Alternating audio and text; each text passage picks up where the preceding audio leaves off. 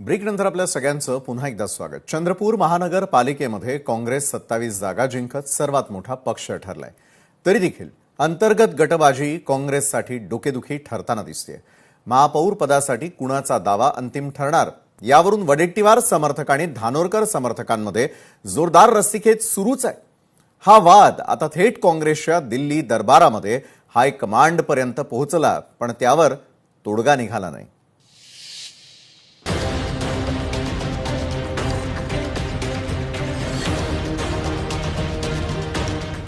काँग्रेसमधील अंतर्गत वादात भाजपला आयती संधी।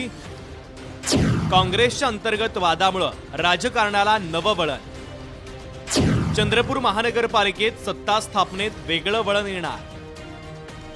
चंद्रपूर महापालिकेत काँग्रेसकडे सत्ता स्थापनेची संधी असताना काँग्रेसमधील अंतर्गत फूट भाजपसाठी सत्तेची संधी ठरू शकते। काँग्रेसमधील मतभेद वाढत गेल्यानं काँग्रेसनं 2 गटांची नोंदणी केली। त्यामुळे कोणता गट अधिकृत मानायचा आणि कोणता नाही यासाठी विभागीय आयुक्तांनी राज्य मंत्रिमंडळ समितीकडे अभिप्राय मागवला। तो अहवाल येईपर्यंत भाजप, अपक्ष आणि इतर छोट्या गटांच्या मदतीनं चंद्रपुरात राजकीय खेळी खेळण्याची शक्यता नाकारता येत नाही। आयुक्ताला कुठला तरी दबाव आहे आणि आमच्या नगरसेवकांना मतदानापासून वंचित ठेवण्याचा कट या आयुक्त रचत आहेत। हे आयुक्त मात्र पूर्ण सत्ताधाऱ्यांच्या ताटाखालचं मांजर झाल्यासारखे वागतायत। कायदेशीर लढाई आम्ही लढूच, परंतु सत्ता प्राप्तीसाठी भारतीय जनता पक्षाने त्यांच्यावर पूर्णतः दबाव टाकलेला आहे।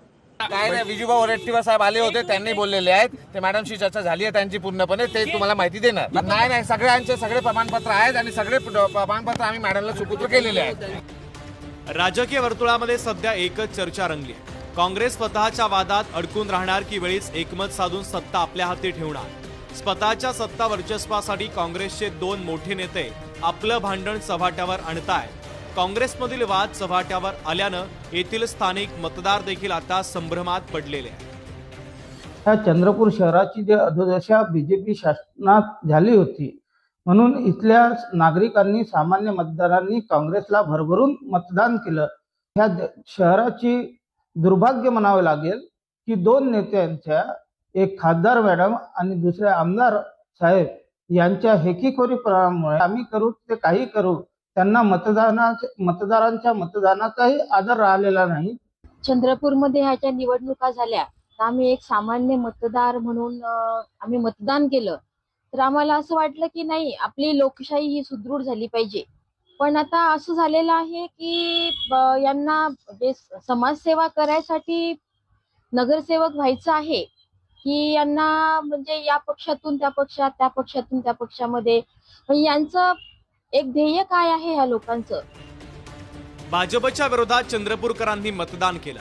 मतदारांनी काँग्रेस आणि जनविकास सेनेच्या बाजूने कौल दिलाय। त्यामुळे काँग्रेसनं महापौर बसवण्यासाठी एकत्रित प्रयत्न केले पाहिजे।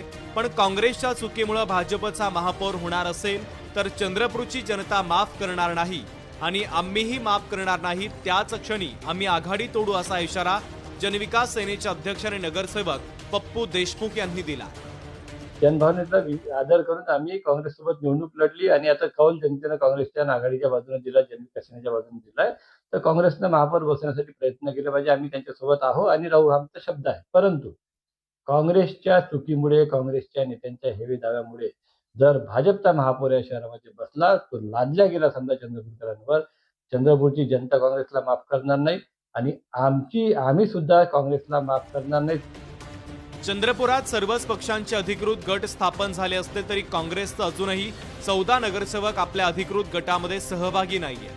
भाजप, ठाकरेंची शिवसेना आणि वंचित युती या प्रमुख पक्षांचे गट स्थापन झाले। काँग्रेसनं मात्र अद्यापही भिजत घोंगडं ठेवलंय। यावर आता काँग्रेस पक्षश्रेष्ठी काय निर्णय घेतात?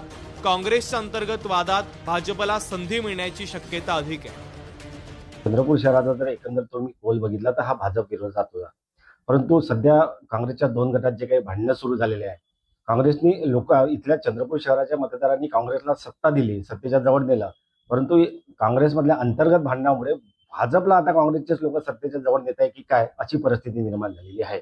त्यामुळे तिसऱ्याचा फायदा होईल की नाही हा विषय सध्या आपण बाजूला ठेवू, कारण आज दिल्लीत काँग्रेसची या नेत्यांची बैठक आहे. त्यात काय निर्णय होते त्यानंतर सगळं चित्र स्पष्ट होईल.